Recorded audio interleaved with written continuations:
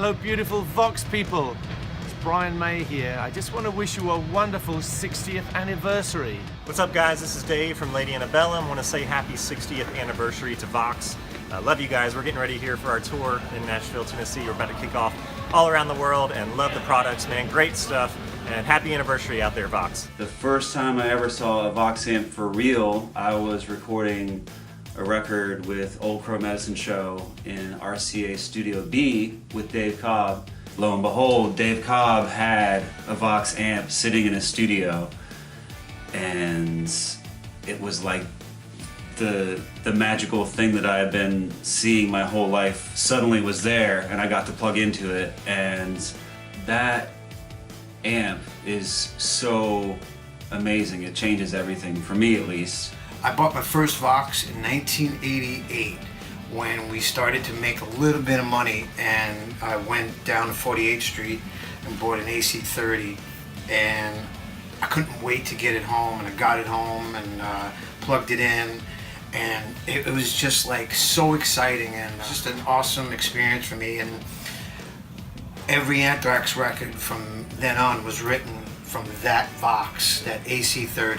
Hey everybody, we are Echosmith. We were introduced to Vox from some of our favorite artists like U2, Elvis Costello, and Queen, and they've become such a huge part of our sound. And we're so happy to be using it every day on stage, but we just wanted to say happy 60th anniversary to Vox.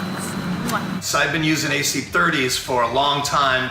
Back in the Guns N' Roses days when I was trying to set my sound apart from Slash, he was a Les Paul Marshall guy, so I was a Les Paul Vox guy. Turned the bass knob just down a little bit, and suddenly that mid-range just came blasting. The sustain, of course I turned it on 10, which is where they need to be. And I had that sound, and to this day, that's really what I've been using, is AC30s on 10 with the bass turned down a little bit. Thanks so much for 6 decades of the most amazing tones in rock music and so much great music. I love the fact that everything in their brand, you can count on it having that voice. It doesn't matter what you pick out of the line. It doesn't matter if it's hand-wired or if it's not hand-wired. It doesn't matter what size speaker it is. It doesn't matter how many watts. You're always gonna get what you want. You're always gonna get the Vox. Hey, we're the Mystery Jets. Happy birthday, Vox. For 60, you're sounding amazing. First time I plugged into a Vox AC30, I realized that was the sound I'd been chasing. The look of it is fantastic. It has such a distinctive sound, that chime, that jangle, the grit you can get out of a Vox. It's unlike anything else. I have taken this guy everywhere with me, and he never lets me down. The first time I actually ever played a Vox was when I went over to London to record Raw Power in 1971. The engineer in the studio suggested I try an AC30. So he brought one in, and it just completely has defined my sound ever since. I remember in 6th grade, I got turned on to the Beatles like most young musicians do, and started digging deeper, and I just kept seeing Voxes on the stage with all that old footage, and I knew that was the amp I had to get, so kind of changed my life right there. So thank you for everything. Happy 60th. Here's to 100 more. Hi, I'm Jimmy Vivino. I want to say happy anniversary to Vox amplifiers and tell a little bit about Vox amplifiers. I don't have to say anything because we've all heard them. And we heard them for so long and we didn't know, because when the Beatles came on Ed Sullivan, they hid the amps. Even though they brought their own amps over. You know, we didn't see them, but we heard them. And then we went out to find out, oh, it was Vox. Okay, and then we went to see the Yardbirds. Oh, it was Vox. Led Zeppelin, Jimmy Page, everybody, they had Vox amps everywhere.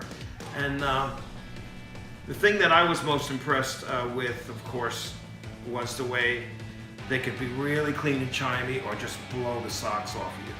And going over to England to play in Liverpool a couple of times, I realized that, or I thought they sounded better over there, but not true. First time I saw a Vox, I was like, gosh, that amp is wearing a tuxedo. It's like, that's a classy looking amp. And you know, I thought, one day I will play a Vox. And I'm not often, you know, someone that predicts the future, but fortunately, the good folks at Vox made that happen for me. And I couldn't be happier. And I have a special guest in this video to kind of cap this off. Happy anniversary, Vox. That's Rachel Price. And then I plugged into the Vox amp just to see what the difference was, because they were side by side. I plugged in and I thought, whoa, wait a minute. It was probably the first amp I actually heard ever, because my first memories were listening to my dad's vinyl records of, records like Abbey Road and all the early Beatles stuff, and that's all Vox. And so that amazing, clean, piano-like, compressed, bell-like sound is what I attribute guitar to, even to this day. God bless you all. God bless Vox, and may we go forward together.